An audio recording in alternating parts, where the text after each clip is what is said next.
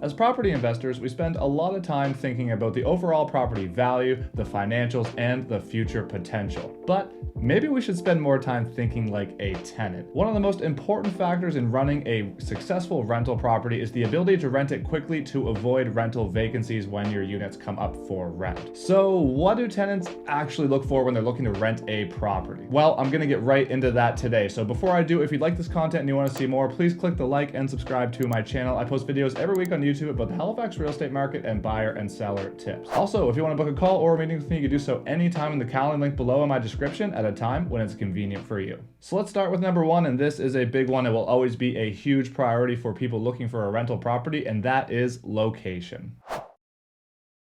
So is the property close to amenities? What's the walkability like? Is it in a good school zone? Is it close to universities, maybe downtown? Is it a safe neighborhood? What's the demographic like in the area? And so on. And don't forget, it's important when you're looking at rental properties to consider what your target market would be. So for example, if you're looking at a property that's likely to be a student rental, what's important? Well, probably the walkability, because they might not have a car, the distance to their school, the distance to restaurants, bars, downtown, of course, for student rentals. And the fact that they likely don't have a car means that being close to or right on a direct bus route to the universities would be a great feature for them. Now, on the flip side, if you're looking at a property that would be a single family home for a rental for maybe a young family, what would be important to them? Well, close to a great school zone for their kids, close to amenities, grocery stores, and so on. Obviously, you want to be able to have easy access to highways so they can get to work. And you'd want to be in a great family neighborhood so that they feel comfortable that their kids are going to have other kids to play with in the area. So moving on, let's talk about the overall layouts.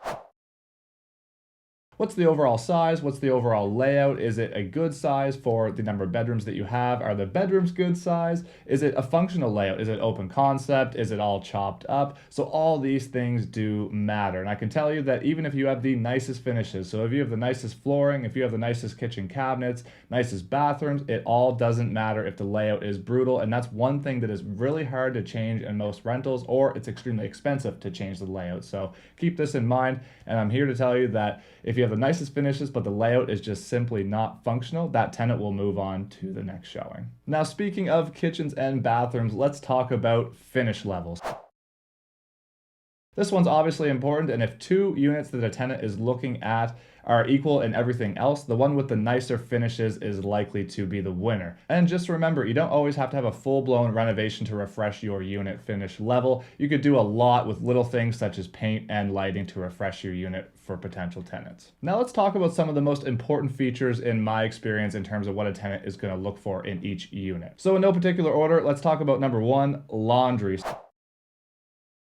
So in my opinion, this feature is huge. It is a huge pain for tenants if you don't have laundry. So in my experience, tenants will pick laundry over a lot of other potential features when they're looking at a rental property. Now, if it's too expensive or too difficult to get laundry in the actual units themselves, you can look at other options as well. Such as if there's a mudroom that's a common area entrance, you can maybe get laundry in there in like a 2 or a 3 unit building so that the tenants could share this laundry space, which is better than not having it at all. Now, don't get me wrong, it's always best to have laundry in each unit, but it is better to have it in the building itself than not at all. It's a lot more convenient to haul your laundry down the stairs to a mudroom than having to put it in a hamper, take it down the road in the middle of winter to a laundromat that might be a few blocks away, especially if that tenant doesn't have a vehicle. My first investment property was a triplex, and we had laundry in the main level mudroom, which serviced the main level and the upper level, and then the basement unit had its own laundry in their unit. Now, when I originally did this, I was living there, and I was really worried about it being inconvenient with 2 units sharing the same laundry, but I'm honestly saying it did not make that big of a difference, and it was really easy going with those tenants to coordinate laundry, and it was rarely an issue that affected my enjoyment of the property while I was living there. And one more thing on laundry as a side note, there are still a lot of buildings with coin-operated laundry, and if this is the case, you should look at upgrading it to a card system for ease of convenience for the tenants so that they don't have to go get coins every time they need to do laundry. So moving on, let's talk about parking.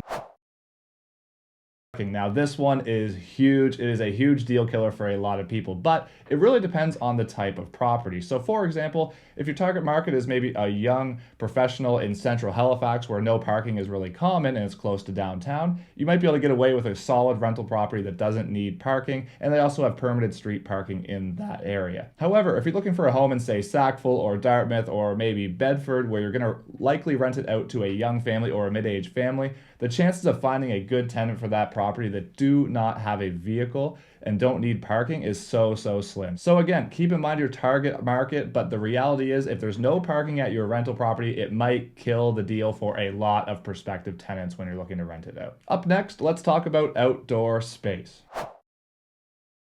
Now, there are a lot of units without any outdoor space, such as a deck or a balcony or a yard, but I'm here to tell you that if you do have this space in your rental, it'll be a very attractive feature for potential tenants. Both the duplex that I currently own and the triplex that was my first investment property both have outdoor spaces. The triplex had a fenced backyard with multiple sitting areas and multiple decks, and my duplex has a big sitting area outside in the backyard. And I can tell you that in my experience when I'm going to rent these properties, all the prospective tenants really love these spaces, and they consider it a huge bonus compared to some of the other properties they're looking at. So in my experience, this has been a major feature, and it's really made renting these properties a lot easier when it came time to find a new tenant. Next up, heat pumps and air conditioning.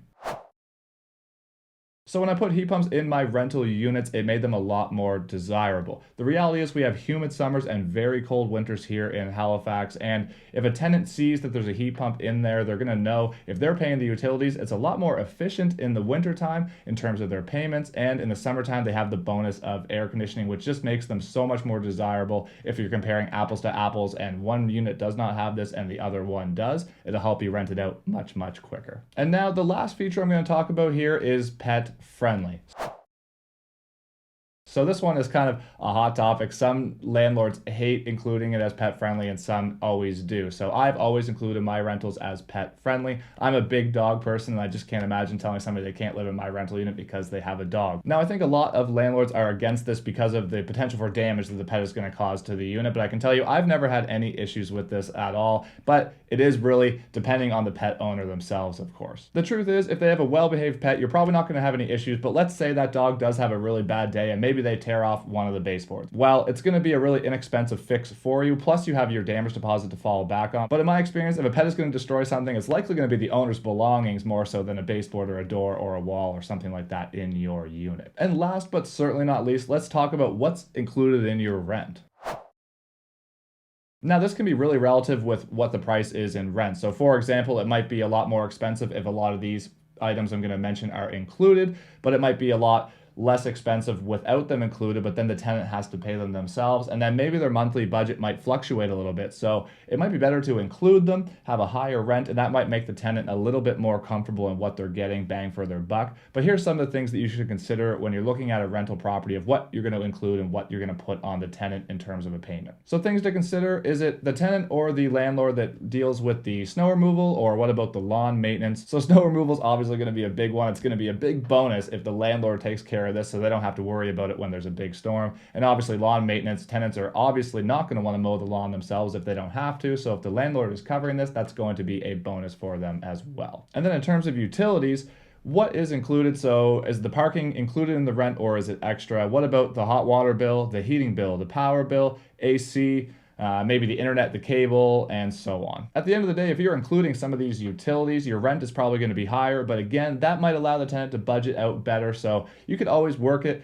and ask them what they're interested in. You could have a couple options and you could say, well, you could do 1,200 plus utilities, or we can do the whole thing for 1,500 or 1,600, depending on the property. So this is just something to consider. And if you're a little bit flexible with this, it might also help you find a tenant quicker if you're willing to work with the tenant on what might be best for them. And the reality is your numbers might not be any different. As long as you know how much this stuff is going to cost on average, it might make sense for you to include this in the rent, because then it just makes it easier for the tenant to deal with it. But that being said, I'm somebody that leans toward the other way, and I love to include all the utilities on the tenant, and that way it is none of my responsibility at all. I'm just providing the basic space, and they are responsible for all the utility bills. Now, at the end of the day, there are a ton of factors that are going to determine how rentable your property is. But as a general rule of thumb, these are some of the big ticket items that I'm always considering when I'm viewing potential investment properties with my buyer clients. And if you keep these things in mind, it'll make your life a lot easier when your units come up for rent, and it will make your rental property experience much more enjoyable and much more profitable if you have no vacancies. Now, if you made it this far and you got any value out of this video, don't forget to hit the like button and subscribe to my channel so you don't miss any more of my future content. I would love your support on that, and I would love to keep educating you on the real estate market in Halifax and some buyer and seller tips and tricks. And if you're still here watching, thank you so much for watching. I really appreciate it, and until next time,